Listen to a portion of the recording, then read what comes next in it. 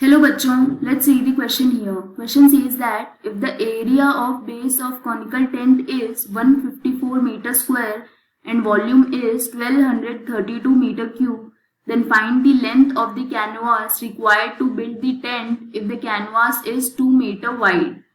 Here we will start the solution और सबसे पहले हम स्टार्ट करते हैं इस केस में की कॉन्सेप्ट के साथ.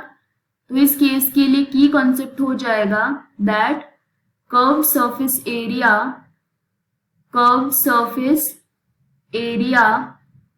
of conical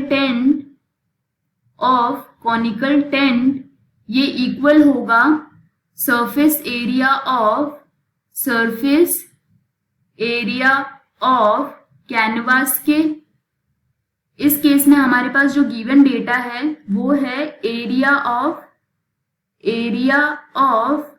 base of tent.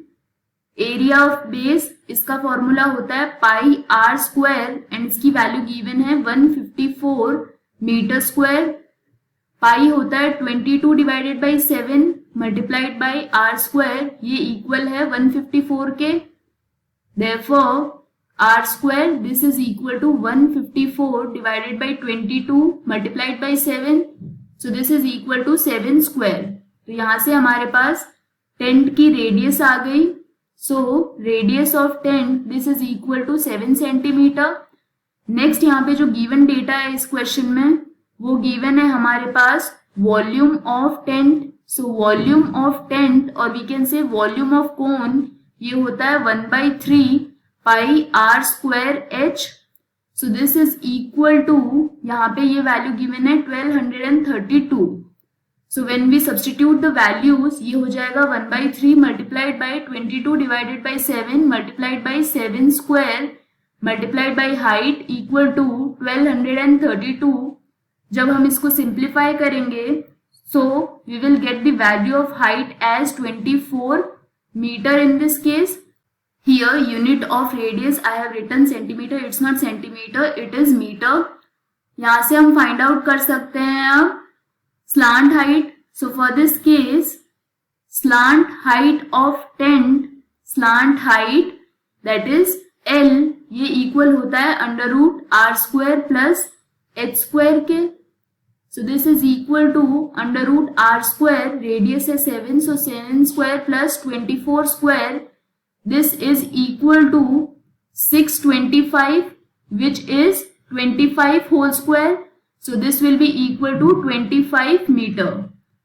जैसा कि हमने की कॉन्सेप्ट में डिस्कस किया था कि कर्व्ड सरफेस एरिया दोनों का इक्वल होगा, that is curved surface area of tent this will be equal to surface area of canvas.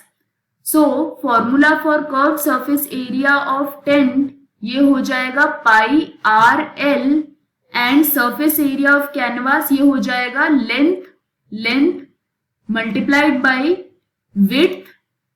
So for this case यहाँ पे ये हम वैल्यू सब्स्टिट्यूट करेंगे. So pi 22 divided by 7 multiplied by radius यहाँ पर है 7 मल्टीप्लाइड बाई स्लांट हाइट हमने find की है 25 metre. This is equal to length हमें फाइंड आउट करनी है कैनवास की. So length of canvas we have to find out multiplied by width यहाँ पे गिवन है 2 metre in this case. So from this we can find out the length of canvas. This will be equal to 7 से 7 cancel out हो जाएगा and 2 से 22. So this will be 11 multiplied by 25. So when we find this ये हो जाएगा 275 meter. For this case the length of canvas जो हमें find out करनी थी ये हो जाएगा 275 meter which is option D in this case. This is the final answer. I hope you understood the explanation. All the best.